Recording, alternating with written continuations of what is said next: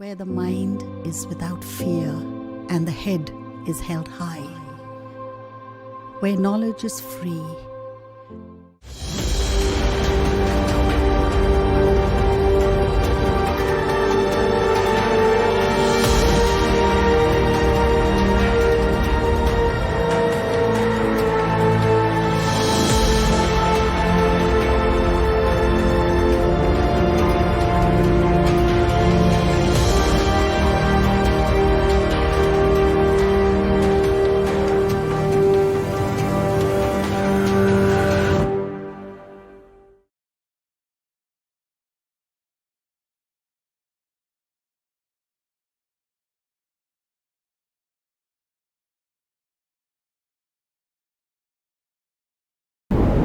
প্রিয় ছাত্রছাত্রী, আজকে আবার আমি তোমাদের সামনে উপস্থিত হয়েছি। আশা করি তোমরা ভালোই আছো। আর এই সময়কালে সাবধানতা অবলম্বন করে তোমাদেরকে থাকতে হবে, সঙ্গে সঙ্গে বাড়িতেও তোমাদেরকে পড়াশোনা চালিয়ে যেতে হবে। এই করোনা মহামারীর কারণে দীর্ঘ কয়েক মাস যাবৎ সমস্ত শিক্ষা প্রতিষ্ঠান বন্ধ রয়েছে। এই কারণে তোমাদের পড়াশোনারও যথেষ্ট ক্ষতি হচ্ছে। এই তোমাদের পড়াশোনার ক্ষতির কথা মাথায় রেখে মালদা জেলা প্রশাসন এবং মালদা জেলা শিক্ষা বিভাগের উদ্যোগে যে অনলাইন ক্লাসরুমের আয়োজন করা হয়েছে, বিভিন্ন কেবল টিভির মাধ্যমে সম্প্রচারিত হচ্ছে। এই কাজে আমিও একজন শরিক। আমি এই অনলাইন ক্লাসরুমে ব্যবস্থা করার জন্য জেলা প্রশাসনকে ধন্যবাদ জানাই। আর তোমাদেরকে আমি অনলাইন ক্লাসরুমে স্বাগত জানাই। আমরা আজকে আলোচনা করব একাদশ শ্রেণীর ফিলোসফি দর্শন। আজকে আমি তোমাদের সামনে হাজির হয়েছি বৌদ্ধ দর্শন নিয়ে। বৌদ্ধ দর্শনের নাম তোমরা শুনেছ। বৌদ্ধ দর্শন অতি প্রাচীন দর্শন। বৌদ্ধ দর্শনের প্রতিষ্ঠাতা হচ্ছে গৌতম বুদ্ধ। প্রথমে আমি বৌদ্ধ দর্শনের কতগুলো প্রাথমিক কথা প্রাথমিক ধারণা তোমাদের দিয়ে দিই আর কি, তারপরে আমি বিস্তারিত আলোচনায় যাব। তো বৌদ্ধ দর্শনের প্রতিষ্ঠাতা হচ্ছে গৌতম বুদ্ধ। বৌদ্ধ দর্শন হচ্ছে একটা নাস্তিক দর্শন।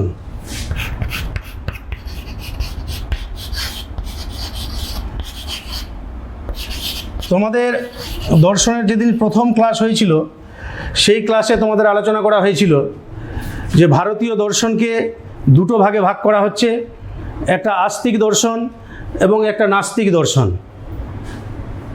নাস্তিক দর্শন হচ্ছে তিনটা: চারবাক, বৌদ্ধ এবং জৈন। আর আস্তিক দর্শন হচ্ছে ছটা: ন্যায়, বৈশেষিক, সাংখ্য, যোগ, বেদান্ত এবং মীমাংসা। আজকে নাস্তিক দর্শনের যে তিনটে দর্শন, তার মধ্যে একটা অন্যতম দর্শন হচ্ছে বৌদ্ধ দর্শন। নাস্তিক দর্শন কেন বলা হয় আবার একবার বলে নিই, যদিও তোমাদের পূর্বের ক্লাসে আলোচনা করে দেওয়া আছে। নাস্তিক দর্শন হচ্ছে যে দর্শন বেদকে বিশ্বাস করে না বা বেদ বিরোধী যে দর্শন, সেই দর্শনকে বলা হয় নাস্তিক দর্শন। তো নাস্তিক দর্শনের যে বিভাগ দেখানো হয়েছিল এর আগে তোমাদের, তো সেখানে দেখবে নাস্তিক দর্শনকে আবার দুটো ভাগে ভাগ করা হচ্ছে। একটা চরমপন্থী নাস্তিক, একটা হচ্ছে চরমপন্থী নাস্তিক,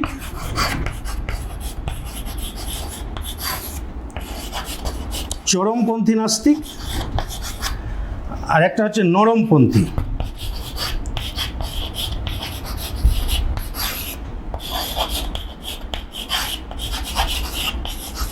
নরমপন্থী নাস্তিক। তো বৌদ্ধ দর্শন হচ্ছে এই নরমপন্থী নাস্তিক দর্শন। কারণ নরমপন্থী নাস্তিক দর্শন এই কারণে বলা হয় যে এরা বেদের বিরোধিতা করলেও বিরোধিতা ততটা তীব্র বিরোধিতা নয়। যারা তীব্র বিরোধিতা করে তাদেরকে চরমপন্থী নাস্তিক বলা হয়। চারবাকদেরকে বলা হয় চরমপন্থী নাস্তিক দর্শন। তাহলে কি দেখলাম? তাহলে বৌদ্ধ দর্শন হচ্ছে নাস্তিক দর্শন। কি ধরনের নাস্তিক দর্শন? নরমপন্থী নাস্তিক দর্শন। তাহলে আমরা কি জানলাম? তাহলে বৌদ্ধ দর্শনের প্রতিষ্ঠাতা হচ্ছে গৌতম বুদ্ধ, আর বৌদ্ধ দর্শন হচ্ছে নরমপন্থী নাস্তিক দর্শন। এবার বৌদ্ধ দর্শনের প্রামাণ্য গ্রন্থ,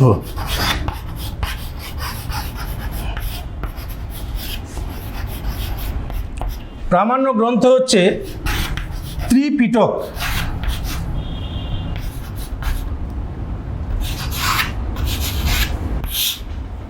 বৌদ্ধ দর্শনের প্রামাণ্য গ্রন্থ হচ্ছে ত্রিপিটক। ত্রিপিটক কথাটার অর্থ হচ্ছে, ত্রিপিটক কথাটার অর্থ হচ্ছে যে তিনটা পিটক বা পেটিকা বা ঝাঁপি। পরে আমি এই বিষয়ে বিস্তারিত আলোচনা করছি। প্রথমে এটুকু জেনে রাখো যে বৌদ্ধ দর্শনের প্রামাণ্য গ্রন্থ হচ্ছে ত্রিপিটক। নেক্সট যেটা বিষয় হচ্ছে, বুদ্ধদেব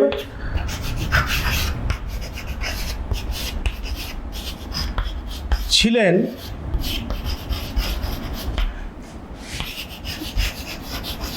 বাস্তববাদী দার্শনিক। বাস্তববাদী দার্শনিক ছিলেন তিনি। বাস্তববাদী দার্শনিক কেন বলা হয়? যে ভারতীয় দর্শনের বেশিরভাগ দর্শন আছে যারা ঈশ্বর, আত্মা, পরলোক এইগুলোকে বিশ্বাস করছে আর কি, কিন্তু চার্বাকরা এই ঈশ্বর, আত্মা, পরলোককে স্বীকার করেন না।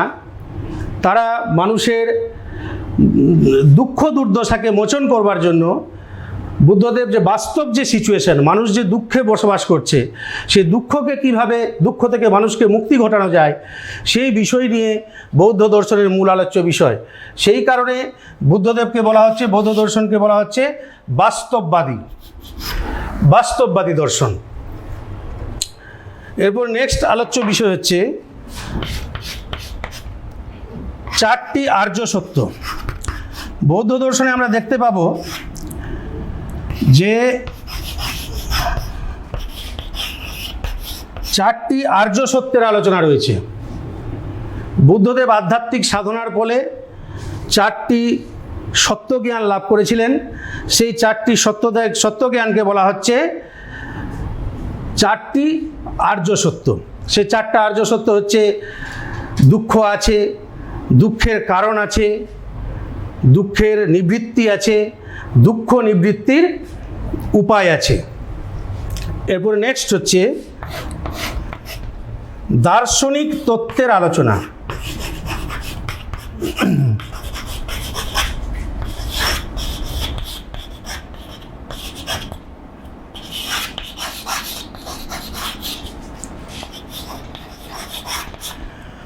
বুদ্ধদেব, একটু আগে বললাম যে বুদ্ধদেব বাস্তববাদী দার্শনিক। বাস্তববাদী দার্শনিক থাকলেও তার দর্শনে দার্শনিক তত্ত্বের আলোচনা উল্লেখ পাওয়া যায়, যেমন প্রতীত্ব সমুৎপাদ তত্ত্ব, কার্যকারণ তত্ত্ব, কর্মবাদ, অনিত্যবাদ, নৈরাত্যবাদ, এইগুলো, এই আলোচনাগুলো যে রয়েছে, এই আলোচনাগুলো হচ্ছে দার্শনিক তত্ত্বের আলোচনা। এরপরে যে বিষয়টা উল্লেখ করব যে বৌদ্ধ দর্শনে আমরা দেখতে পাবো যে বৌদ্ধ দর্শনে বুদ্ধদেব যে মূল কথা বলেছেন নির্বাণ লাভ। মানুষের মূল লক্ষ্য হচ্ছে নির্বাণ লাভ। নির্বাণ কথাটার অর্থ হচ্ছে দুঃখের আত্যন্তিক নিবৃত্তি। দুঃখের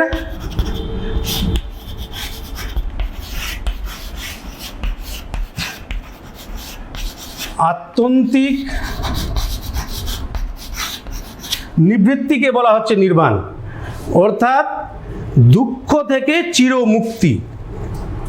দুঃখ থেকে যখন একটা ব্যক্তি মুক্তি পেয়ে যাবে, তার জীবনে দুঃখ বলে আর কিছু থাকবে না, তখন বলা হবে যে সেই ব্যক্তিটি নির্বাণ লাভ করেছে।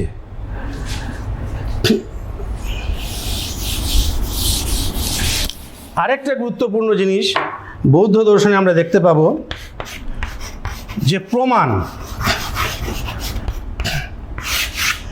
বৌদ্ধ দর্শনে দুটো প্রমাণ স্বীকার করা হয়েছে। তোমাদের আগেই বলা হয়েছিল যে ভারতীয় দর্শনে মোট 6টা প্রমাণের কথা বলা হয়েছে: প্রত্যক্ষ, অনুমান, উপমান, শব্দ, অর্থাপত্তি এবং অনুপলব্ধি। এই 6টা প্রমাণের মধ্যে বৌদ্ধ দর্শনে 2টো প্রমাণকে স্বীকার করা হয়েছে। একটা হচ্ছে প্রত্যক্ষ প্রমাণ, আর একটা হচ্ছে অনুমান প্রমাণ। তাহলে কি বললাম? তাহলে প্রমাণ, 2টো প্রমাণ স্বীকার করা হয়েছে, একটা হচ্ছে প্রত্যক্ষ প্রমাণ আর একটা হচ্ছে অনুমান প্রমাণ। কটা প্রমাণের মধ্যে? তাহলে ভারতীয় দর্শনে কটা প্রমাণ আছে? তাহলে ভারতীয় দর্শন হচ্ছে মোট 6টা প্রমাণ। সেই 6টা প্রমাণের মধ্যে বৌদ্ধ দার্শনিক বা বুদ্ধদেব কটা প্রমাণ স্বীকার করছেন? বৌদ্ধ দর্শনে কটা প্রমাণ স্বীকার করা হয়েছে? বৌদ্ধ দর্শনে মোট 2টো প্রমাণ স্বীকার করা হয়েছে, একটা প্রত্যক্ষ প্রমাণ আর একটা হচ্ছে অনুমান প্রমাণ। তাহলে এই বিষয়ে তোমাদের ধারণা তাহলে ক্লিয়ার হলো। তাহলে বৌদ্ধ দর্শনে কটা প্রমাণ স্বীকার করা হয়েছে? তাহলে বৌদ্ধ দর্শনে তাহলে 2টো প্রমাণ স্বীকার করা হয়েছে। নেক্সট যে বিষয় বৌদ্ধ দর্শনে আমরা দেখতে পাবো আলোচনাকালে, যে বৌদ্ধ সম্প্রদায়, পরে এগুলো আমরা ডিটেলস আলোচনা করছি একটার পর একটা। বৌদ্ধ সম্প্রদায় মানে বৌদ্ধরা কি সম্প্রদায়ে বিভক্ত। আমি প্রাথমিক 2টো সম্প্রদায়ের কথা বলে রাখি। একটা হচ্ছে হীনযান সম্প্রদায়, একটা হচ্ছে মহাযান সম্প্রদায়। হীনযান সম্প্রদায় কাদেরকে বলা হচ্ছে? হীনযান সম্প্রদায় হচ্ছে প্রাচীনপন্থী যারা আর কি, তাদেরকে বলা হচ্ছে হীনযান সম্প্রদায়। আর মহাযান সম্প্রদায় হচ্ছে যারা নব্যপন্থী, বৌদ্ধ দার্শনিকদের যারা নূতন সম্প্রদায় আর কি, তাদেরকে বলা হচ্ছে মহাযান সম্প্রদায়। ঠিক আছে? তাহলে এই বিষয়গুলো আমরা তাহলে কী দেখলাম? তাহলে বৌদ্ধ দর্শনে যে কী আমাদের পড়লে আমরা কী পারবো জানলাম এই পর্যন্ত। বৌদ্ধ দর্শন হচ্ছে একটা নরমপন্থী নাস্তিক দর্শন। বৌদ্ধ দর্শনের প্রতিষ্ঠাতা হচ্ছে গৌতম বুদ্ধ। বৌদ্ধ দর্শনের উৎস হচ্ছে ত্রিপিটক। বৌদ্ধ দর্শন হচ্ছে একটা বাস্তববাদী দর্শন। বৌদ্ধ দর্শনে 4টি আর্য সত্যের আলোচনা রয়েছে। বৌদ্ধ দর্শনে দার্শনিক তত্ত্বের আলোচনা রয়েছে। বৌদ্ধ দর্শনে নির্বাণ নিয়ে আলোচনা করা হয়েছে। নির্বাণ হচ্ছে দুঃখের আত্যন্তিক নিবৃত্তি। আর বৌদ্ধ দর্শনে 2টো প্রমাণ স্বীকার করা হয়েছে, একটা প্রত্যক্ষ প্রমাণ, একটা অনুমান প্রমাণ। আর বৌদ্ধ সম্প্রদায়কে প্রথমত প্রাথমিকভাবে 2টো ভাগে ভাগ করা হয়, হীনযান সম্প্রদায় এবং মহাযান সম্প্রদায়। তো যে বিষয়গুলো আলোচনা করলাম, তো এই বিষয়গুলো আমি কিন্তু একটা তোমাদের প্রাথমিক ধারণা দিলাম। এই বিষয়গুলো আমরা এক এক করে ডিটেলসে বিস্তারিতভাবে জানব। কিন্তু এখানে একটা প্রশ্ন হচ্ছে যে বৌদ্ধ দর্শনের প্রতিষ্ঠাতা হচ্ছে গৌতম বুদ্ধ। তো গৌতম বুদ্ধ বৌদ্ধ দর্শনের প্রতিষ্ঠাতা, তাহলে গৌতম বুদ্ধের জীবনী আমাদের একটু জেনে রাখা দরকার আছে। যে গৌতম বুদ্ধর সম্পর্কে একটু বিস্তারিত যদি আমরা না জানি, তাহলে বৌদ্ধ দর্শন সম্পর্কে আমাদের অনেক কিছু অজানা থেকে যাবে। সেই কারণে গৌতম বুদ্ধের জীবনী সম্পর্কে আমরা একটু আলোচনা করে নিই। হিমালয় পর্বত আছে, হিমালয়ের পাদদেশে নিচের দিকে নেপালের তরাই অঞ্চলে, একটু বলে নিই যে হিমালয়ের পাদদেশে নেপালের তরাই অঞ্চলে কপিলাবস্তু নগরে লুম্বিনী নামক একটা গ্রামে গৌতম বুদ্ধের জন্ম হয়েছিল। আবার একবার বলে নিই, হিমালয়ের পাদদেশে নেপালের তরাই অঞ্চলে লুম্বিনী নামক একটা গ্রামে, কপিলাবস্তু নগরের লুম্বিনী নামক একটা গ্রামে গৌতম বুদ্ধের জন্ম হয়েছিল। কোন সময়? খ্রিস্টপূর্ব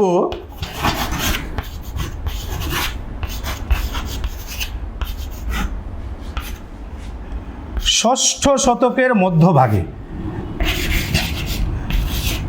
খ্রিস্টপূর্ব 6ষ্ঠ শতকের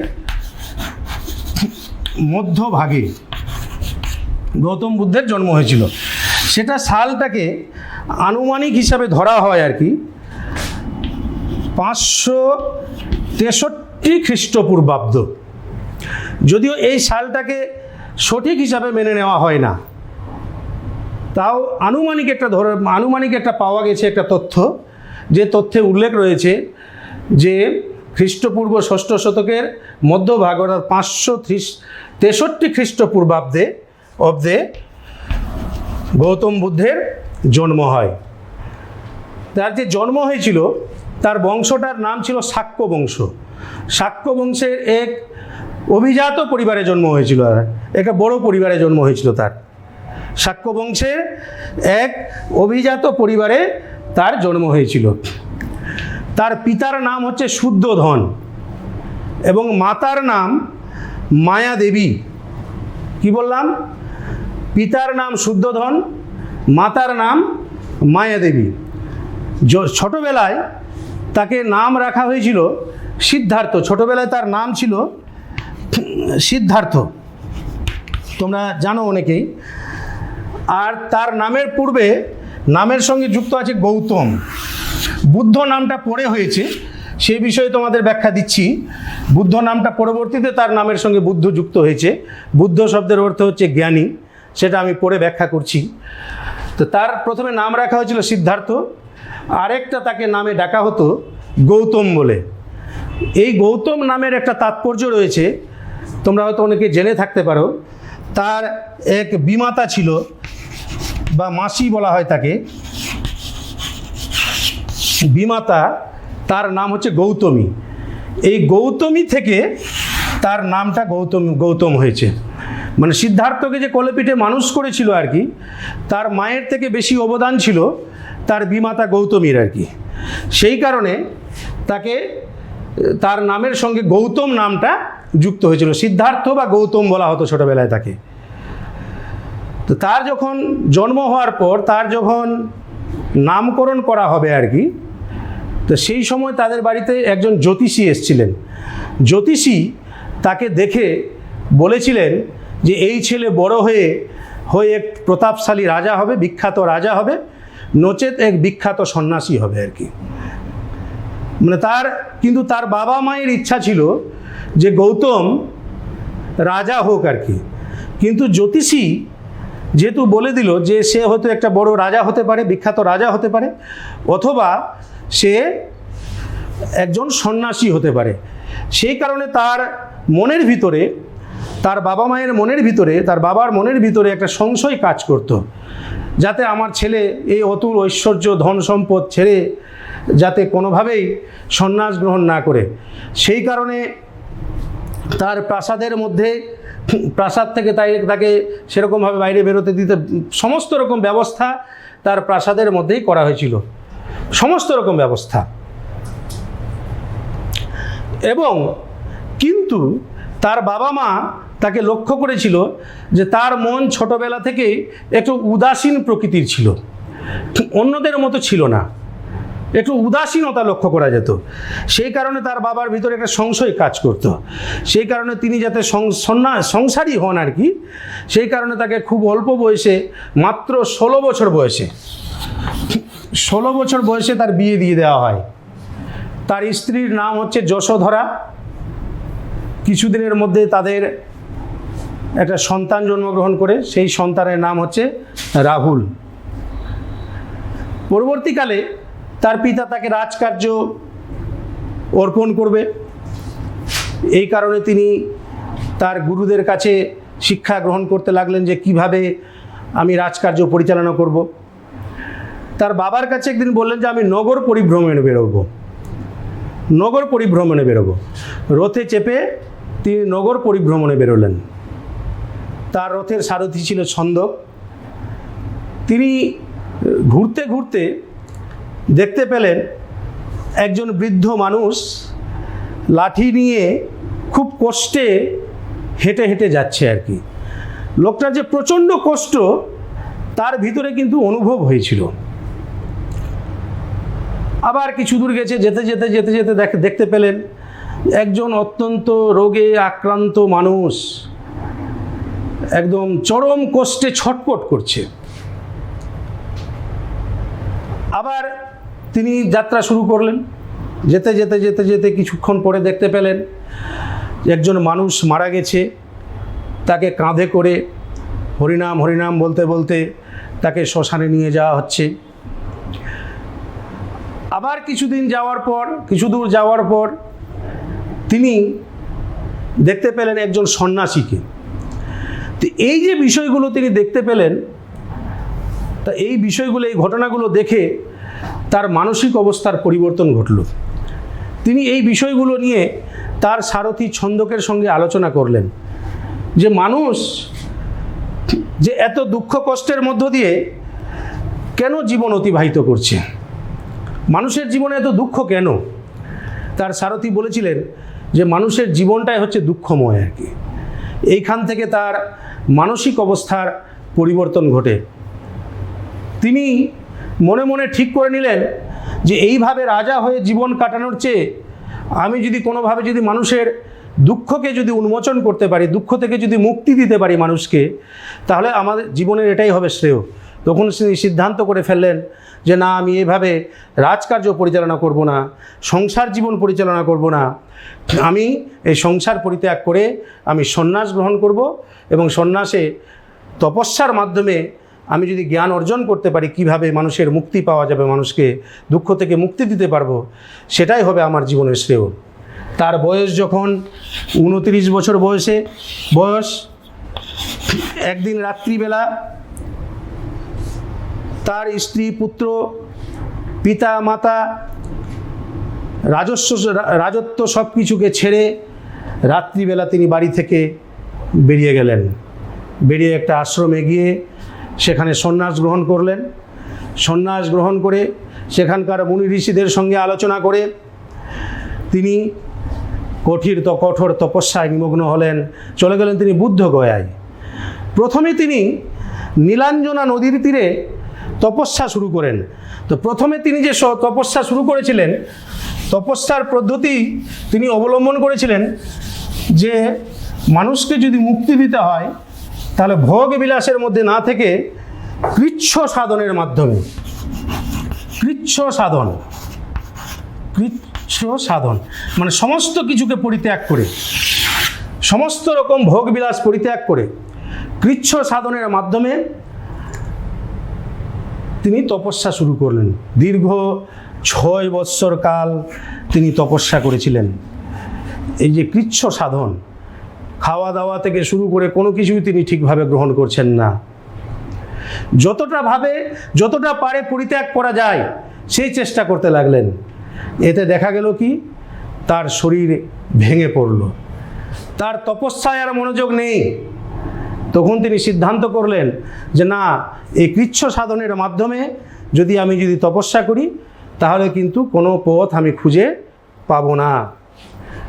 এই যে কৃচ্ছ সাধন কি বলেছিলাম, একটা হচ্ছে কৃচ্ছ সাধন আর একটা হচ্ছে ভোগ বিলাস। একটা হচ্ছে ভোগ বিলাস। এই তখন তিনি কি করলেন, আমি ভোগ বিলাসও গ্রহণ করেননি, ভোগ বিলাস তো আগে তিনি ত্যাগ করে চলে এসেছেন। আর কৃচ্ছ সাধনের মাধ্যমেও সম্ভব নয়, এর একটা মধ্যবর্তী পন্থা তিনি গ্রহণ করলেন। মধ্যপথ বলা হয় আর কি, মানে ঠিক কৃচ্ছ সাধনও না আর ভোগ বিলাসও না। যতটা সম্ভব জীবনে যা কিছু প্রয়োজন ব্যবহার করতে হবে।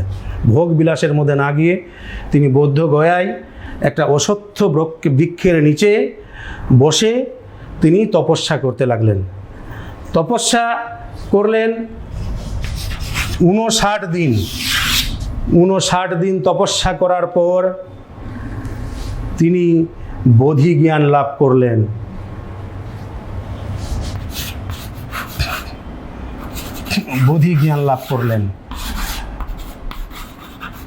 মানে তিনি বুদ্ধত্ব অর্জন করলেন। এক কথায় বলতে গেলে তিনি বুদ্ধত্ব অর্জন করলেন।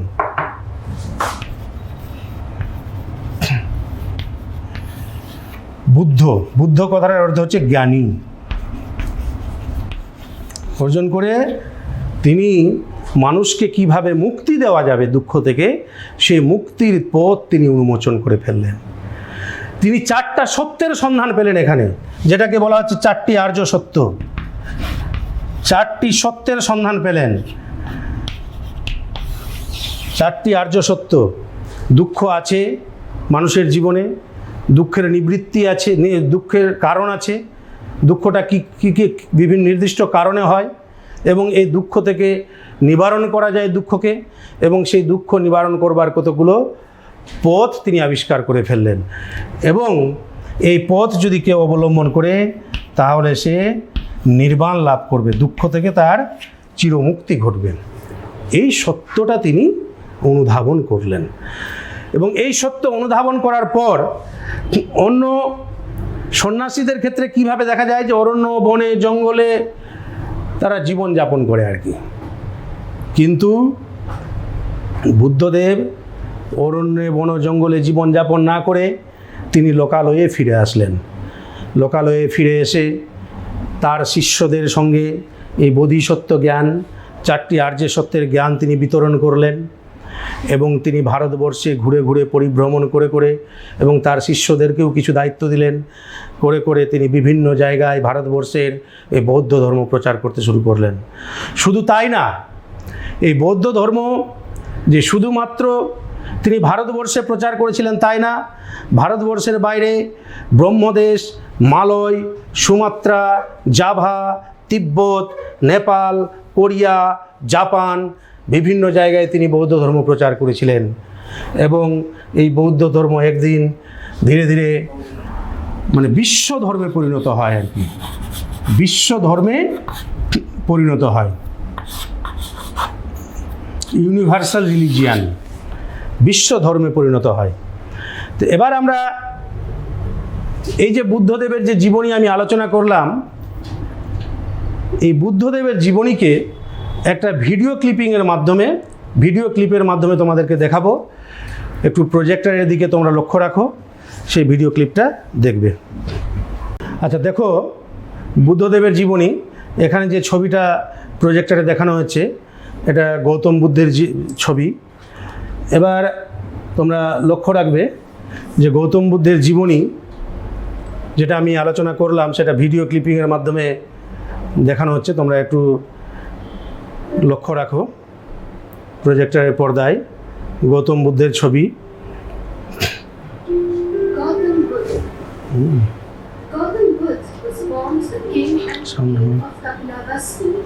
দেখো, কপিলাবস্তু নগরে তার জন্ম হয়েছে, মা বাবার সঙ্গে রয়েছে গৌতম বুদ্ধ। গৌতম বুদ্ধ মা বাবার সঙ্গে রয়েছে। দেখো,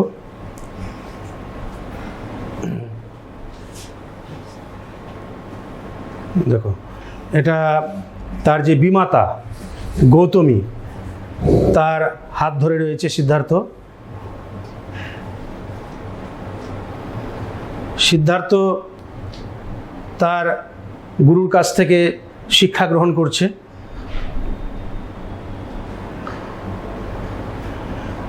একটু আগে যে বললাম তাকে 16 বছর বয়সে বিয়ে দিয়ে দেওয়া হয়েছিল, এটা তার একটা বিয়ের ছবি।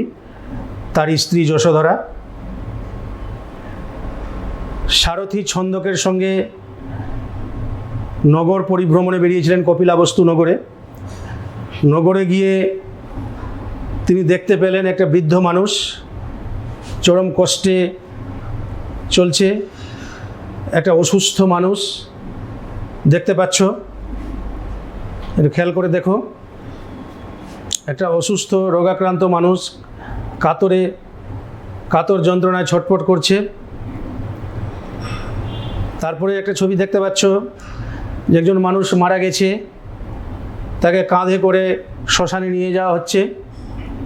একটা সন্ন্যাসীর ছবি দেখতে পাচ্ছ। এগুলো দেখার পর তার মনের অবস্থা পরিবর্তন হয়েছিল। এগুলো দেখে আসার পর বাড়িতে ফিরে অত্যধিক চিন্তায় তিনি মগ্ন হলেন। তিনি ভাবতে লাগলেন যে এই সব দুঃখ থেকে মানুষকে কিভাবে মুক্তি দেওয়া যায়। রাত্রিবেলা 29 বছর বয়সে তার স্ত্রী যশোধরা, পুত্র রাহুলকে ছেড়ে তিনি বাড়ি থেকে বিদায় নিচ্ছেন।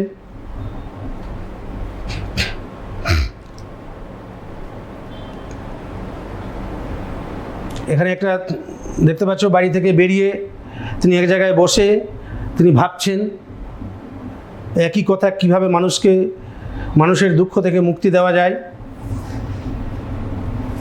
তিনি তপস্যায় মগ্ন আছেন।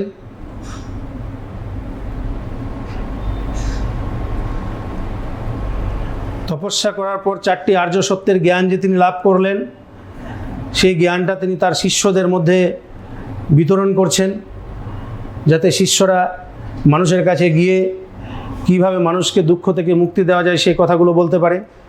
এখানে একটা ধ্যানের ছবি দেওয়া আছে।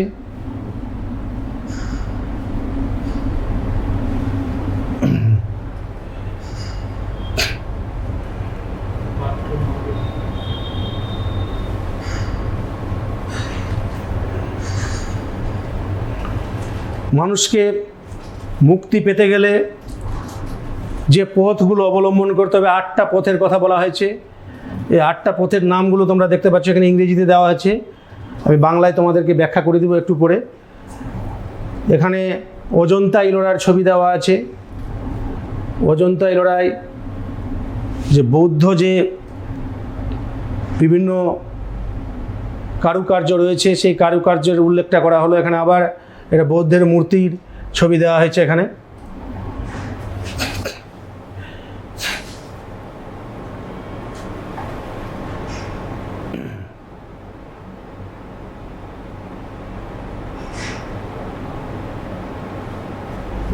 বুদ্ধদেবের যে আবির্ভাব হয়েছিল,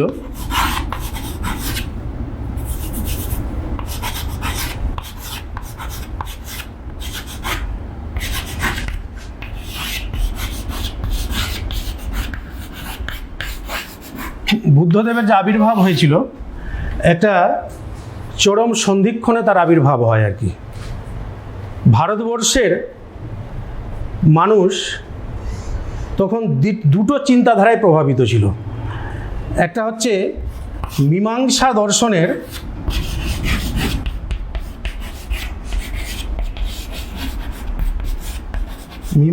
দর্শনের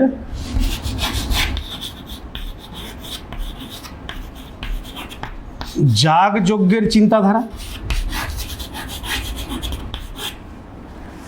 আর 2 নম্বর অদ্বৈত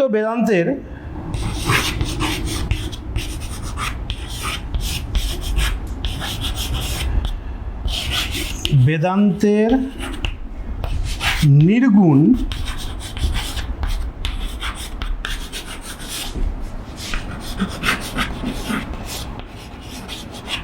ব্রহ্মতত্ত্বের চিন্তাধারা। গৌতম বুদ্ধের যখন আবির্ভাব হয় তখন ভারতবর্ষের মানুষরা এই দুটো চিন্তাধারায় জীবনযাপন করছিল। একটা চিন্তাধারা কি বললাম, যে মীমাংসা দর্শনের যাগযজ্ঞের চিন্তাধারা। যাগযজ্ঞ বৈদিক কর্ম, মানে এক শ্রেণীর মানুষরা ভাবত যে যাগযজ্ঞ বৈদিক ক্রিয়াকর্ম করলে নাকি মানুষের জীবনের মুক্তি সম্ভব। একটা পথ গেল। দ্বিতীয় পথ যে অদ্বৈত বেদান্তের নির্গুণ ব্রহ্মতত্ত্বের চিন্তাধারা। নির্গুণ ব্রহ্ম, অদ্বৈত বেদান্তের নির্গুণ ব্রহ্মতত্ত্বে বলা হয়েছে যে ব্রহ্মই সত্য আর জীব আর জগৎ হচ্ছে মিথ্যা, ব্রহ্মই হচ্ছে একমাত্র সত্য। বুদ্ধদেব বললেন যে এটা কি করে সম্ভব। তিনি দুটো মতকেই তিনি খণ্ডন করলেন, যে ঈশ্বর আত্মা পরলোক, যে মীমাংসা দর্শনের যে যাগযজ্ঞের চিন্তাধারা, এটার মাধ্যমে কোনোদিনই মানুষের মুক্তি সম্ভব নয়, এটা হচ্ছে অলৌকিক ব্যাপার।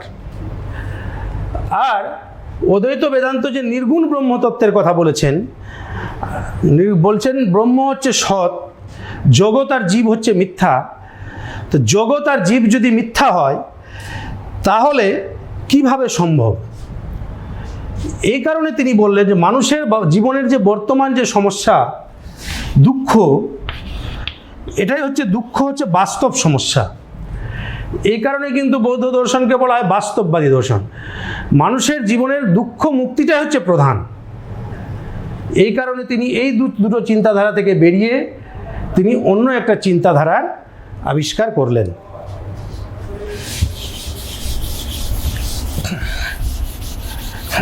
এরপরে নেক্সট যেটা আমরা আলোচনা করব, যে প্রথমে যেটা তোমাদের একটা বলেছিলাম যে বৌদ্ধ দর্শনের প্রামাণ্য গ্রন্থ হচ্ছে ত্রিপিটক। তো সেটার উৎস কিভাবে হলো? বৌদ্ধ দর্শনের উৎস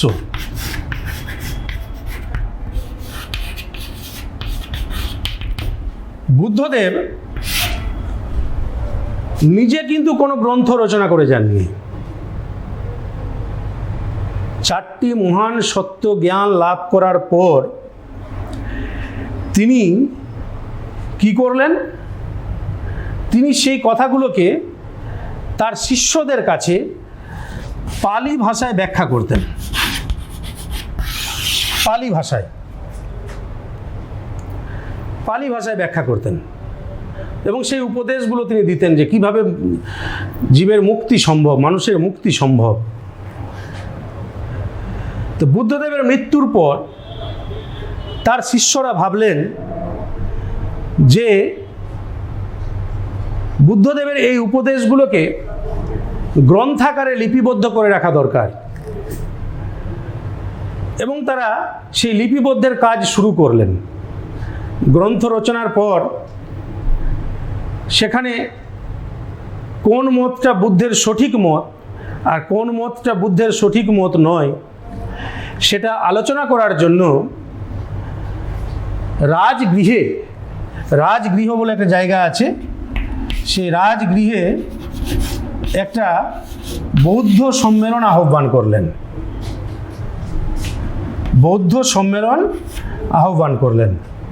কি কারণে আহ্বান করলেন? যে বৌদ্ধ গ্রন্থ রচনা করতে গেলে কোনটা সঠিক বুদ্ধ মত আর কোনটা সঠিক বুদ্ধ মত নয় সেটাকে প্রমাণ করার জন্য।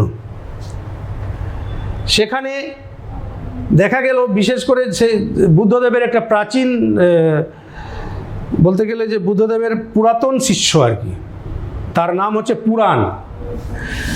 তিনি বিরোধিতা করলেন যে বুদ্ধদেবের কথাগুলোকে নিয়ে যে গ্রন্থ রচনা করা হয়েছে এখানে অনেকগুলো মত কিন্তু বুদ্ধদেবের মত নয়। সেখানে দ্বিমত হয়ে যায়। সে দ্বিমতের ফলে দুটো সম্প্রদায়ের উদ্ভব হলো, সেটা আমি পড়ে যাচ্ছি। তো সেখানে যাক সর্বসম্মতিক্রমে এক দ্বিমত হলেও শেষে একটা সর্বসম্মতিক্রমে সিদ্ধান্ত গৃহীত হয়। সিদ্ধান্তে যে গ্রন্থ রচিত হয় সেই গ্রন্থটার নাম হচ্ছে ত্রিপিটক গ্রন্থ।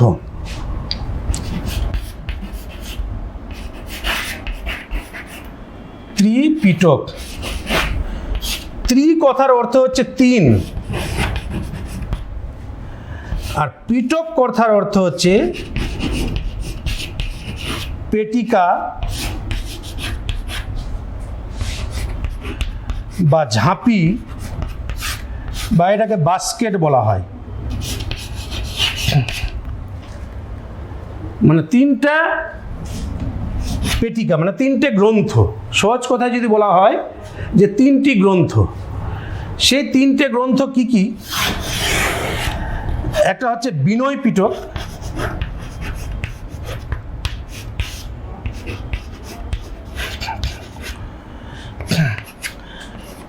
একটা হচ্ছে সুত্ত পিটক,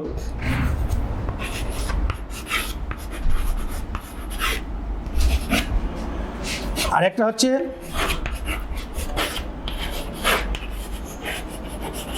অভিধম্ম পিটক। এটা কি বললাম? 3টে যে পিটক, 3টে যে গ্রন্থ, সেটা হচ্ছে একটা হচ্ছে বিনয় পিটক, আর একটা হচ্ছে সুত্ত পিটক, আর একটা হচ্ছে অভিধম্ম পিটক। 3টে গ্রন্থে কি কি বিষয় নিয়ে আলোচনা করা হয়েছে? বিনয় পিটক গ্রন্থে বিনয় শব্দের অর্থ হচ্ছে আচার, মানে আচরণ, যেটা মানে বিনয় পিটক গ্রন্থে বৌদ্ধ সন্ন্যাসীদের আচার আচরণ সম্পর্কিত বিষয়ের উল্লেখ রয়েছে। এবার হচ্ছে সুত্ত পিটক, সুত্ত বা সূত্র। সুত্ত পিটক গ্রন্থে কি আছে? যে সংক্ষিপ্ত কাহিনীর মাধ্যমে, সুত্তপিটক গ্রন্থের সংক্ষিপ্ত কাহিনীর মাধ্যমে বুদ্ধদেবের উপদেশগুলোকে লিপিবদ্ধ করা হয়েছে। আর অভিধম্ম পিটক গ্রন্থে কি আছে? অভিধম্ম পিটক গ্রন্থে দার্শনিক তত্ত্বের আলোচনা রয়েছে। অভিধম্মপীঠক গ্রন্থে দার্শনিক তত্ত্বের আলোচনা রয়েছে। তাহলে কি বললাম? আশা করি তোমরা বুঝতে পেরেছো বিষয়টা, যে ত্রিপিটক, তিনটে পিটক কি কি? একটা হচ্ছে বিনয় পিটক, একটা সুত্ত পিটক, আর একটা হচ্ছে অভিধম্ম পিটক।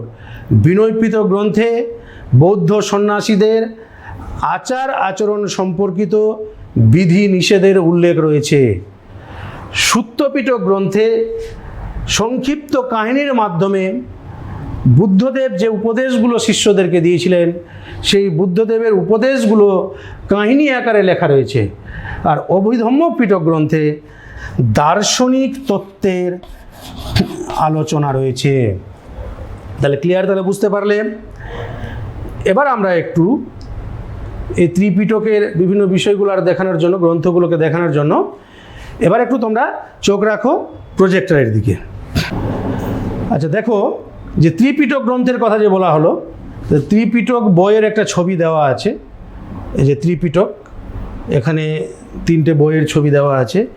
তিনটে পিটক কি কি? এই যে ত্রিপিটক, বুঝতে পেরেছ? তিনটে পিটক কি কি যেটা বললাম একটু আগে? বিনয় পিটক, সুত্ত পিটক আর অভিধম্ম পিটক। এর পরবর্তীতে দেখো, এই বিষয়টা একটু লক্ষ্য রাখো, বৌদ্ধ দর্শনের বিভিন্ন সম্প্রদায়। বৌদ্ধ দর্শনের বিভিন্ন সম্প্রদায়, যেটা একটু আগে বলেছিলাম, বৌদ্ধ দর্শনের মূলত প্রথমত দুটো ভাগে ভাগ করা হচ্ছে সম্প্রদায়কে। দেখতে পাচ্ছ, একটা হীনযান আর একটা হচ্ছে মহাযান। হীনযানটা হচ্ছে প্রাচীনপন্থী, মানে বুদ্ধদেবের যে প্রাচীন শিষ্যদের থেকে যে মতগুলো বেরিয়ে এসছে। আর মহাযানদেরকে বলা হয় নব্যপন্থী। আর হীনযান, দেখো এখানে যে হীনযানের পাশে লেখা আছে বস্তুবাদ। বস্তুবাদী কাদেরকে বলা হয়? বস্তুবাদী বলা হয় তাদেরকে যারা মন নিরপেক্ষ বস্তুর অস্তিত্বকে স্বীকার করে।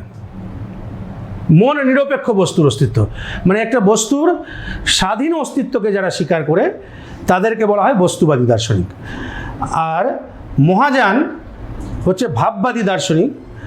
এদেরকে ভাববাদী কেন বলা হচ্ছে? এরা মন সাপেক্ষ বস্তুর অস্তিত্বকে স্বীকার করে। একটা বাইরের বস্তু যতক্ষণ না একটা মনের গোচর হবে ততক্ষণ তার অস্তিত্বকে স্বীকার করা হবে না। যে হীনযানদেরকে আবার আরেকটা নাম আছে হীনযানদের, আর দুটো নাম, স্থবিরবাদ বা থেরবাদ বলা হয়। স্থবিরবাদ বা থেরবাদ। আর মহাযানদের আরেকটা নাম আছে, আর দুটো নাম, বোধিসত্ত্বযান বা প্রগতিবাদী। এই হীনযানদেরকে দেখো আবার দুটো ভাগে ভাগ করা হয়েছে, একটা বৈভাষিক আর একটা সৌত্রান্তিক। বৈভাষিকদেরকে দেখো বাহ্য প্রত্যক্ষবাদী বলা হয়, আর সৌত্রান্তিকদেরকে বলা হয় বাহ্যানুমেয়বাদী। তোমরা দেখতে পাচ্ছ তো? এটা ক্লিয়ার করে কিন্তু খেয়াল করবে আর কি, তাকাবে ভালো করে। বৈভাষিকদেরকে বলা হচ্ছে বাহ্য প্রত্যক্ষবাদী, আর সৌত্রান্তিকদেরকে বলা হয় বাহ্যানুমেয়বাদী। এই যে বাহ্য প্রত্যক্ষবাদী কেন বলা হচ্ছে এদেরকে? বাহ্য প্রত্যক্ষবাদী এই কারণে বলা হচ্ছে যে এরা, মানে বৈভাষিকরা, বাহ্য বস্তুর অস্তিত্বকে বলেছেন যে এরা বাহ্য বস্তুর অস্তিত্বকে সরাসরি প্রত্যক্ষের মাধ্যমে জানা যায়। কীরকম? যেমন ধরো আমি এই ডাস্টারটা যদি দেখছি, তো এই ডাস্টারটা আমি সরাসরি দেখতে পাচ্ছি। এই জন্য এদেরকে বলা হচ্ছে বাহ্য প্রত্যক্ষবাদী। আর সৌত্রান্তিকদেরকে বাহ্যানুমেয়বাদী বলা হয়। বাহ্যানুমেয়বাদী বলা হয় কেন? যে এরা বলছে বাইরের বস্তুকে যে আমরা দেখি, সেই বস্তুকে আমরা সরাসরিভাবে দেখি না, আমরা সেই বস্তুটাকে অনুমানের মাধ্যমে দেখি। এই জন্য এদেরকে বলা হচ্ছে বাহ্যানুমেয়বাদী। আরেকটা বিষয় এখানে লেখা নেই, যে এই যে বৈভাষিক এবং সৌত্রান্তিক, এদেরকে বলা হয় সর্বাস্তিবাদী। সর্বাস্তিবাদী কেন বলা হয়? যে এরা বাহ্য জগৎ এবং মনোজগৎ দুটোরই অস্তিত্বকে স্বীকার করে। বাহ্য জগতে বাইরের যে বস্তু রয়েছে এবং মনের জগতে যে অস্তিত্ব রয়েছে, দুটোকে এরা স্বীকার করছে। এই জন্য বৈভাষিক এবং সৌত্রান্তিক এদেরকে বলা হয় বাহ্যানুমেয়বাদী, ভুল বললাম, সর্বাস্তিবাদী। তাহলে সংশোধন করে বুঝতে পেরেছ? তাহলে বৈভাষিক আর সৌত্রান্তিকদেরকে বলা হচ্ছে সর্বাস্তিবাদী। এবার এদিকে চলে এসো মহাযানরা ভাববাদী। এদেরকে আবার দুটো ভাগে ভাগ করা হচ্ছে, একটা মাধ্যমিক আর একটা যোগাচার। মাধ্যমিকদের পাশে দেখো লেখা আছে শূন্যবাদী। শূন্যবাদী কেন বলা হচ্ছে? যে এরা মনেরও অস্তিত্ব স্বীকার করছে না আর বস্তুর অস্তিত্বকেও স্বীকার করছে না। বুঝতে পেরেছো কি বিষয়টা? মানে সব কিছুই শূন্য, কোনো কিছুর অস্তিত্বকে স্বীকার করছে না। এই জন্য মাধ্যমিকদেরকে বলা হয় শূন্যবাদী। আর যোগাচারদেরকে বিজ্ঞানবাদী বলা হয়। কেন? যে এরা বস্তুর অস্তিত্বকে স্বীকার করছে না, কিন্তু মন বা চেতনা বা বিজ্ঞানের অস্তিত্বকে স্বীকার করছে। এই জন্য এদেরকে বলা হয় বিজ্ঞানবাদী। তাহলে বুঝতে পেরেছো? তাহলে বৌদ্ধ দর্শনের যে বিভিন্ন সম্প্রদায়, প্রথমত আরেকবার বলে নিচ্ছি, দুটো ভাগে ভাগ করা আছে, হীনযান আর মহাযান। হীনযানদেরকে বলা হচ্ছে বস্তুবাদী, মহাযানদেরকে ভাববাদী। আবার হীনযানদেরকে দুটো ভাগে ভাগ করা হচ্ছে, একটা বৈভাষিক, একটা সৌত্রান্তিক। বৈভাষিকদেরকে বলা হয় বাহ্য প্রত্যক্ষবাদী, সৌত্রান্তিকদেরকে বলা হচ্ছে বাহ্যানুমেয়বাদী।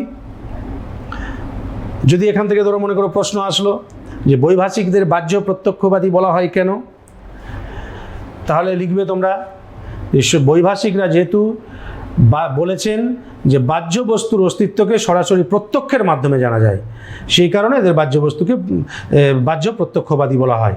আর এটা বাহ্যানুমেয়বাদী, যে এরা বাহ্য বস্তুকে সরাসরি প্রত্যক্ষের মাধ্যমে জানে না, এরা বলে যে বাহ্য বস্তুকে আমরা অনুমানের মাধ্যমে জানতে পারি। আর এদের দুজনকে আবার সর্বাস্তিবাদী বলা হচ্ছে। সর্বাস্তিবাদী এই কারণে বলা হচ্ছে এটা বাহ্য জগৎ এবং মনোজগৎ দুটো বস্তুরই এরা অস্তিত্বকে স্বীকার করছে। আর মহাযানরা দুভাগে ভাগ করা হয়, একটা মাধ্যমিক, একটা যোগাচারবাদী। মাধ্যমিকদেরকে শূন্যবাদী বলা হচ্ছে এই কারণে যে এরা বস্তু এবং মন কোনোটারই অস্তিত্ব স্বীকার করছে না। আর যোগাচারদেরকে বিজ্ঞানবাদী বলা হয়, এরা বস্তুর অস্তিত্বকে স্বীকার করছে না, কিন্তু মন বা চেতনা বা বিজ্ঞানের অস্তিত্বকে স্বীকার করছে। এই জন্য এদেরকে বলা হচ্ছে বিজ্ঞানবাদী। এবার আমরা নেক্সট আলোচনায় যাব। তাহলে তোমরা বৌদ্ধ সম্প্রদায় সম্পর্কে পরিষ্কার হয়ে গেছো তাহলে তোমরা, আশা করি। এরপরে নেক্সট দেখো বৌদ্ধ দর্শনের মূল তত্ত্বগুলো কি কি রয়েছে। বৌদ্ধ দর্শনের মূল তত্ত্ব হচ্ছে একটা 4টি আর্য সত্য, 2 নম্বর নির্বাণ, 3 নম্বর প্রতীত্ব সমুৎপাত তত্ত্ব, 4 নম্বর হচ্ছে কর্মবাদ, 5 নম্বর হচ্ছে ক্ষণিকবাদ, 6 নম্বর হচ্ছে নৈরাত্যবাদ। আরেকবার বলছি, বৌদ্ধ দর্শনের মূল তত্ত্বগুলো কি কি? 1 নম্বর 4টি আর্য সত্য, 2 নম্বরে নির্বাণ, 3 নম্বরে প্রতীত্ব সমুৎপাত তত্ত্ব, 4 নম্বর কর্মবাদ, 5 নম্বর ক্ষণিকবাদ, 6 নম্বর হচ্ছে নৈরাত্যবাদ। আমরা এবার এগুলো এক এক করে আলোচনা করব। প্রথমত দেখো যে 4টি আর্য সত্য প্রথমে আলোচনা করি। তো বৌদ্ধ দর্শনের যে 4টে আর্য সত্য, সেটা প্রথমে তখনই বললাম যে গৌতম বুদ্ধ কঠোর তপস্যার ফলে যে 4টা সত্য জ্ঞান লাভ করেছিলেন, সেই 4টি সত্যজ্ঞানকে বলা হয় 4টি আর্য সত্য। তো সেই 4টি আর্য সত্যের মধ্যে প্রথম আর্য সত্য হচ্ছে দুঃখ আছে, দ্বিতীয় আর্য সত্য হচ্ছে দুঃখের কারণ আছে, তৃতীয় আর্য সত্য দুঃখের নিবৃত্তি আছে, চতুর্থ আর্য সত্য দুঃখ নিবৃত্তির উপায় আছে। আরেকবার বলি, 4টে আর্য সত্য, দুঃখ আছে, দুঃখের কারণ আছে, দুঃখের নিবৃত্তি আছে, দুঃখ নিবৃত্তির উপায় বা পথ আছে। তাহলে যদি বলা হয় বৌদ্ধ দর্শনের 4টি আর্য সত্য কী কী, তাহলে তোমাদের তো কোনো সমস্যা হবে না, আশা করি তোমরা বলতে পারবে। এবার আমরা এক এক করে এই আর্য সত্যগুলোকে বিস্তারিতভাবে ব্ল্যাকবোর্ডে আলোচনা করে এবার দেখব। তাহলে বুদ্ধদেব যে তার আধ্যাত্মিক সাধনার ফলে যে চারটি আর্য সত্যের সন্ধান পেয়েছিলেন, সেই চারটি আর্য সত্যকে বলা হয় চত্তারি আর্য সত্যানি। চত্তারি আর্য সত্যানি মানে চারটি আর্য সত্য। বুদ্ধদেব বাস্তব দৃষ্টিভঙ্গি থেকে জগৎকে দেখেছিলেন এবং তিনি চারটি আর্য সত্যের কথা বলেছিলেন। এই চারটি আর্য সত্যকে একত্রে বলা হয় চারটি আর্য সত্য বা চত্তারি আর্য সত্যানি। এই চারটি আর্য সত্যের মধ্যে প্রথম আর্য সত্য হচ্ছে দুঃখ আছে। বুদ্ধদেব বলেছিলেন যে এই জগৎ হচ্ছে দুঃখময়। সর্বং দুঃখম, সর্বং দুঃখম অর্থাৎ সব কিছু দুঃখময়।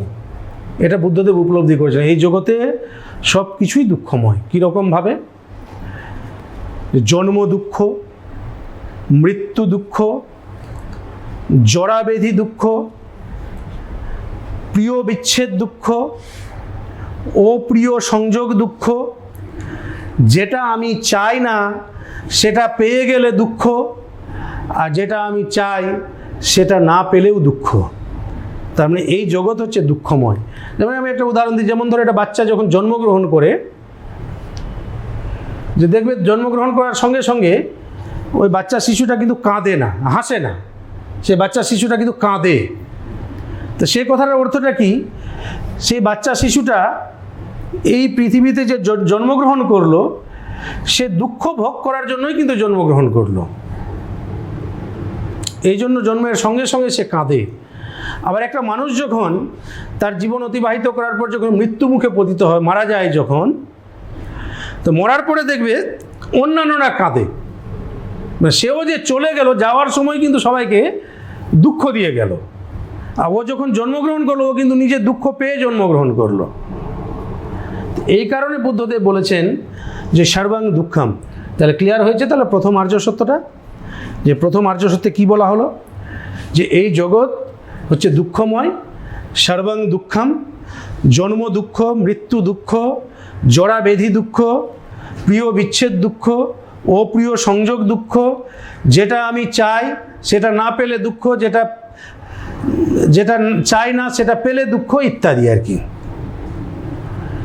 এই কারণে প্রথম আর্য সত্যকে তিনি বলেছেন দুঃখ আছে। তাহলে ক্লিয়ার হয়েছে তাহলে প্রথম আর্য সত্য। এবার চলে যাব দ্বিতীয় আর্য সত্য।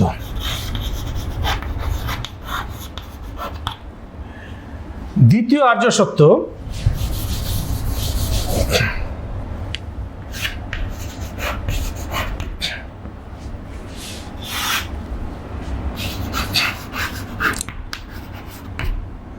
দুঃখের কারণ আছে। দ্বিতীয় আর্য সত্যে তিনি বলেছেন যে দুঃখের কারণ আছে। এই যে দুঃখ যে হয়, এই দুঃখের পিছনে কিন্তু কারণ রয়েছে। বিনা কারণে কিন্তু দুঃখ হয় না মানুষের জীবনে। এই দুঃখটাকে তিনি কার্যকারণের সম্বন্ধ বলেছেন, যেটা বৌদ্ধ দর্শনে প্রতীত্য সমুৎপাদ নীতির উপরে প্রতিষ্ঠিত। প্রতীত্য সমুৎপাদ নীতির উপরে প্রতিষ্ঠিত। প্রতীত্য সমুৎপাদ নীতি বলতে কার্যকারণকে বোঝানো হয়। যে বলছে, বুদ্ধদেব বলছেন যে এই জগতে বিনা কারণে কোনো কিছুই ঘটছে না, প্রত্যেকটা ঘটনার পিছনে কার্যকারণ সম্বন্ধ রয়েছে। এইরকম বুদ্ধদেব দ্বিতীয় আর্য সত্যে 12টি কারণের কথা বলেছেন।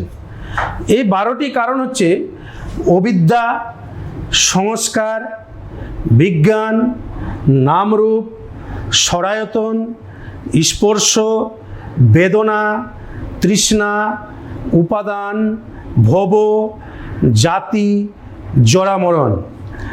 আমি বললাম, এই বললে হয়তো সবটা তোমাদের মনে থাকবে না, একটু আমি লিখি যে দ্বিতীয় আর্য সত্যের যে 12টা কারণ, সেই 12টা কারণগুলো কি কি তোমরা পারলে খাতাতে লিখে রাখতে পারো। একটা হচ্ছে অবিদ্যা, 2 নম্বর হচ্ছে সংস্কার, 3 নম্বর হচ্ছে বিজ্ঞান,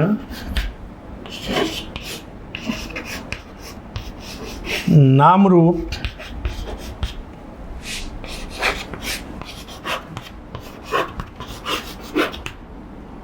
সরায়তন,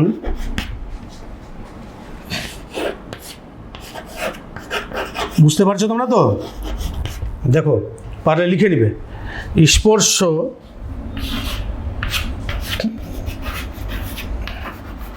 বেদনা,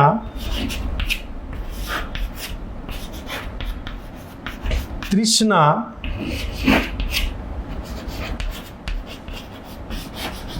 উপাদান, ভব,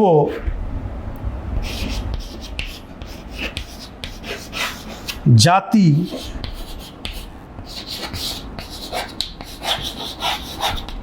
জরা মরণ। এই 12টা কারণের কথা বুদ্ধদেব বলেছেন, গৌতম বুদ্ধ। অবিদ্যা, সংস্কার, বিজ্ঞান, নামরূপ, সরায়তন, স্পর্শ, বেদনা, তৃষ্ণা, উপাদান, ভব, জাতি, জরামরণ। তো এই যে 12টা কারণ, এই 12টা কারণকে বলা হয় দ্বাদশ নিদান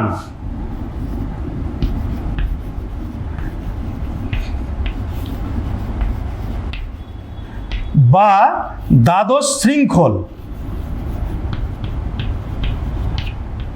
দ্বাদশ শৃঙ্খল বা দ্বাদশ নিদান।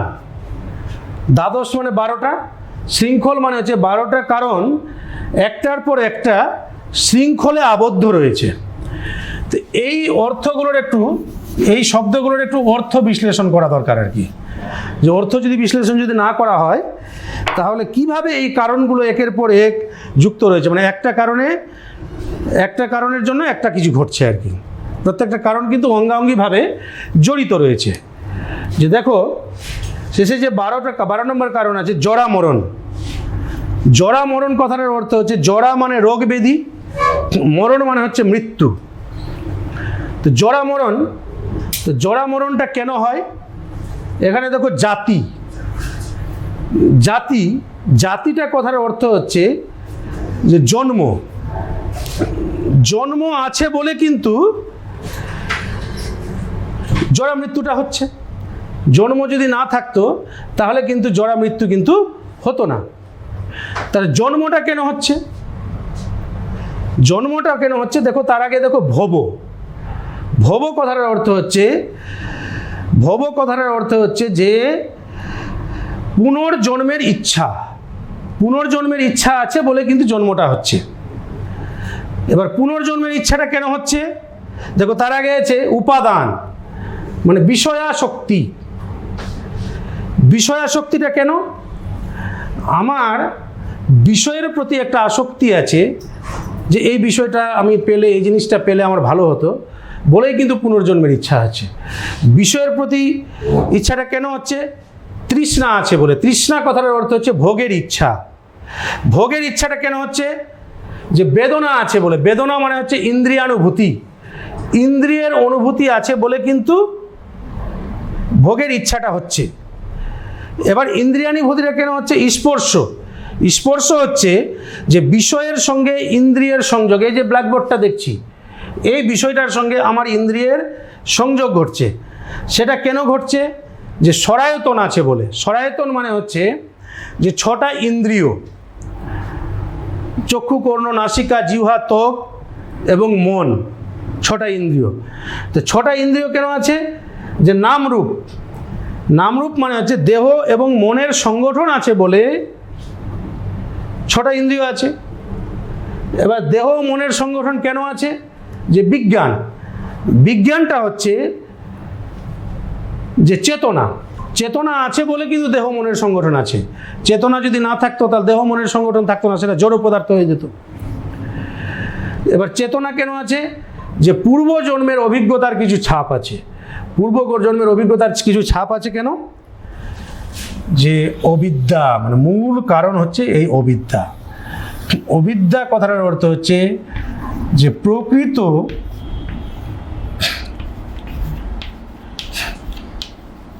জ্ঞানের অভাব। প্রকৃত জ্ঞানের অভাব আছে বলেই কিন্তু আমাদের জীবনে দুঃখ আসছে। তো এই দেখলে যে এই 12টা কারণ পরপর কীভাবে কার্যকারণ শৃঙ্খলে আবদ্ধ রয়েছে, সেই শৃঙ্খলটাকে দেখানোর জন্য আমি এবার প্রজেক্টরে যাব। আচ্ছা দেখো, যে 12টা কারণকে ব্যাখ্যা করলাম, এই 12টা কারণকে দেখো এখানে ছকের সাহায্যে দেখানো হয়েছে। দ্বাদশ নিদান বা কার্যকারণ শৃঙ্খল কীভাবে দেখো একটার পরে একটা শৃঙ্খলে কিন্তু আবদ্ধ আছে। অবিদ্যা, সংস্কার, বিজ্ঞান, নামরূপ, সরায়তন, স্পর্শ, বেদনা, তৃষ্ণা, উপাদান, ভব, জাতি আর জরামরণ। এই যে দেখো, এই যে 12টা কারণ, এই 12টা কারণকে দেখো আবার যে 3টে জন্মে জীবনে ভাগ করা হয়েছে। একটা হচ্ছে পূর্বজন্ম বা পূর্ব জীবন, একটা হচ্ছে বর্তমান জীবন, আর একটা হচ্ছে পরজন্ম বা পরজীবন। এই যে অবিদ্যা আর সংস্কার, এটা হচ্ছে পূর্বজন্মের।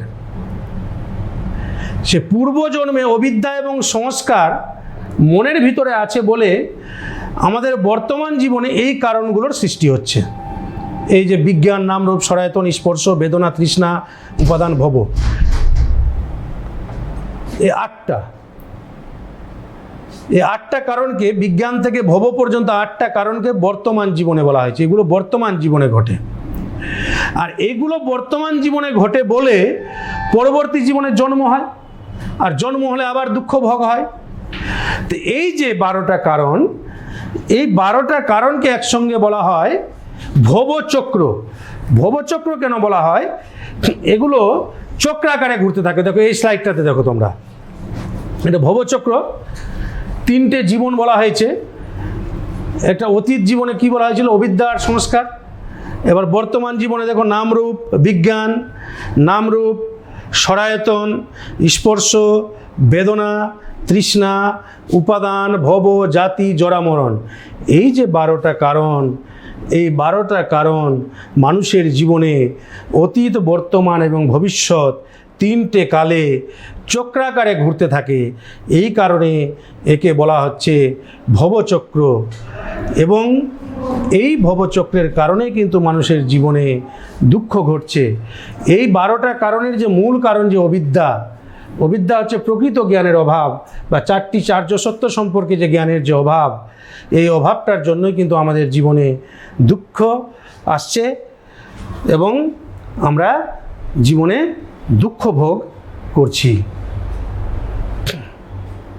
এবারে নেক্সট আমরা যাব তৃতীয় আর্য সত্যে।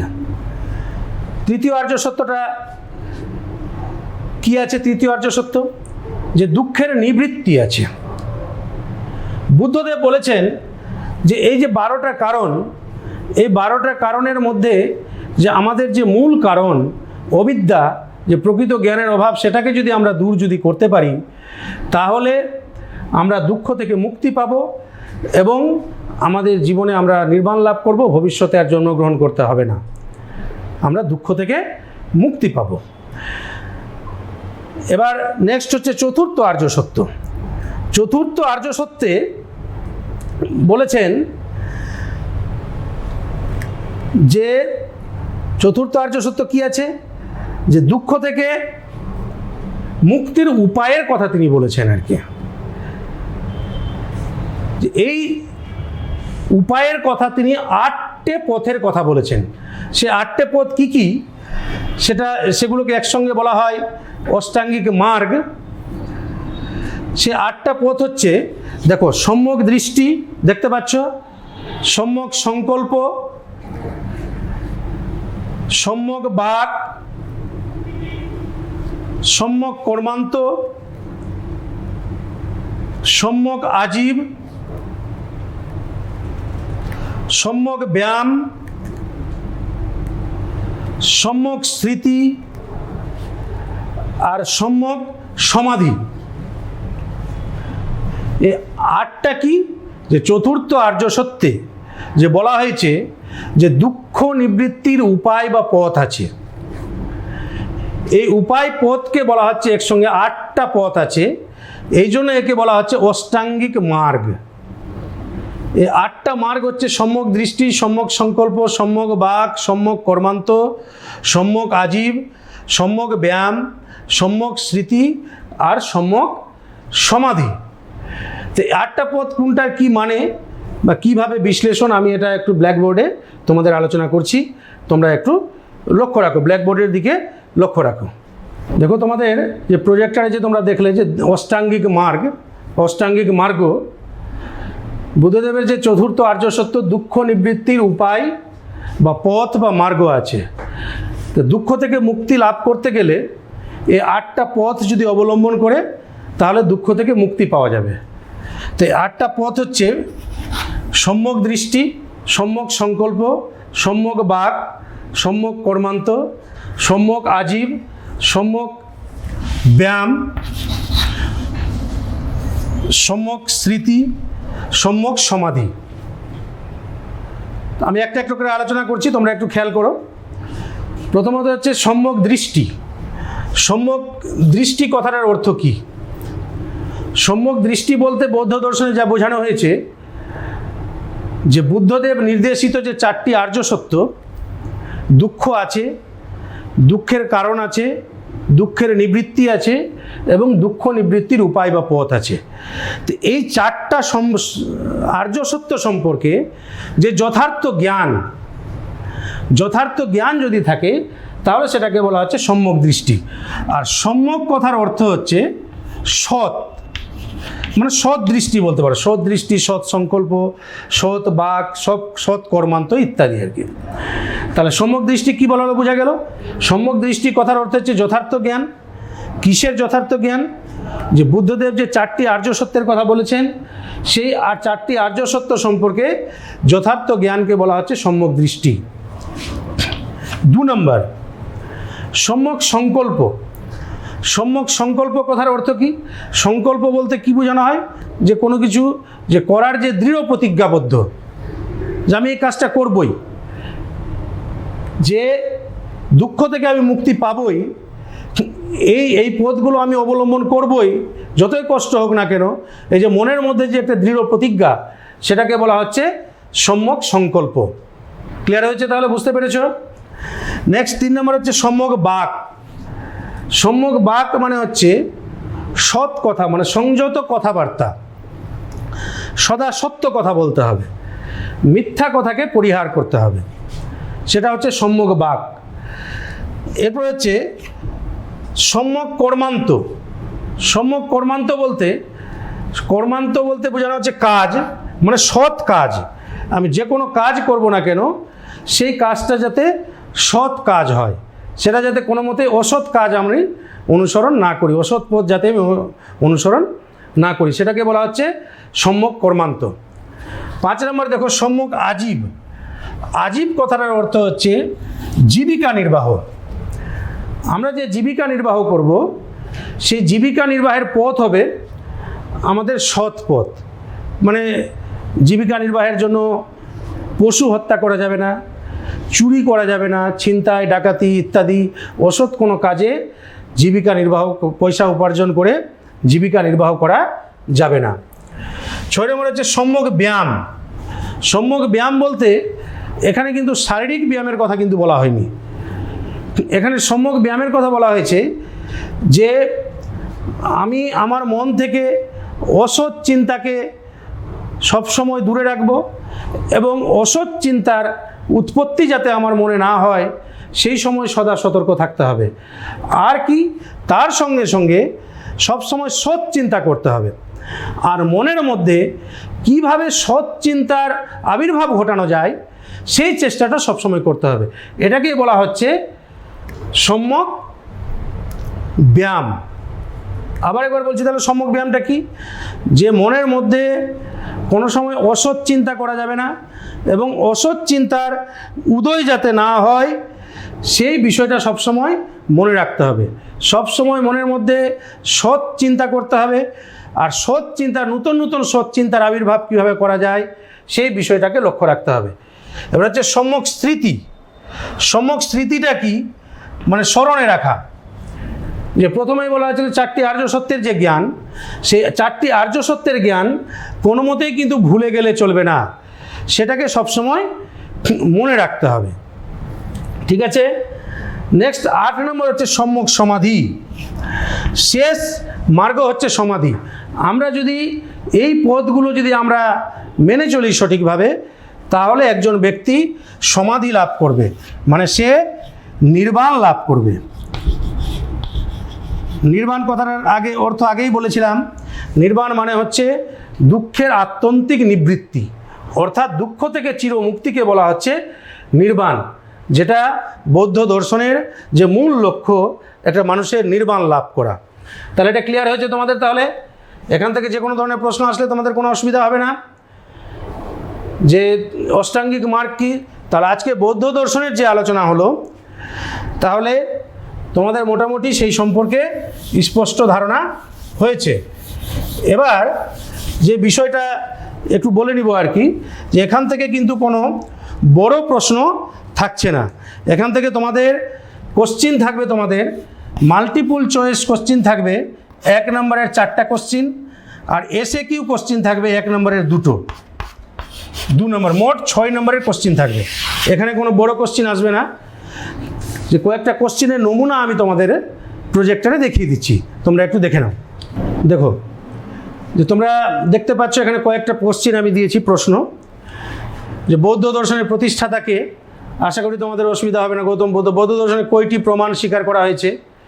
2টি প্রমাণ স্বীকার করা হয়েছে। প্রত্যক্ষ অনুমান, প্রতীত্য সমুৎপাদ, এই ধারণাটি কোন আর্য সত্যে রয়েছে? দ্বিতীয় আর্য সত্যে রয়েছে। বৌদ্ধ দর্শনে পিটকের সংখ্যা কয়টি? 3টি, যেটা আলোচনা করা হয়েছিল, বিনয় পিটক, সুত্ত পিটক, অভিধম্ম পিটক। আর বৌদ্ধ দর্শনে কয়টি মার্গের কথা স্বীকার করা হয়েছে? 8টি মার্গের কথা স্বীকার করা হয়েছে। যে তোমাদের যে এই কটাই প্রশ্ন থাকবে সেই কিন্তু বিষয়টা না, তোমাদের এখান থেকে আরও অনেকগুলো প্রশ্ন হতে পারে। সেই প্রশ্নগুলো সবটা এখানে দেখানো সম্ভব নয়, আমাদের সময় খুব অল্প। তোমরা বাড়িতে ভালো করে বইটা পড়বে, যাতে কোনো অসুবিধা না হয় সেই বিষয়টা মাথায় রেখে বইটা বারে বারে খুঁটিয়ে খুঁটিয়ে পড়বে, কারণ ছোট কোশ্চিন আসবে তোমাদের। এরপরেও যদি তোমাদের কোনো অসুবিধা হয়, তোমাদের বিদ্যালয়ের যে ফিলোসফির যে টিচার আছে তার সঙ্গে তোমরা যোগাযোগ করবে। আশা করি উনি এই বিষয় সমাধান করবেন। তোমরা ভালোভাবে বাড়িতে পড়াশোনা করো, তোমরা সুস্থ থেকো, ভালো থেকো। আবার তোমাদের সঙ্গে অন্যদিন দেখা হবে।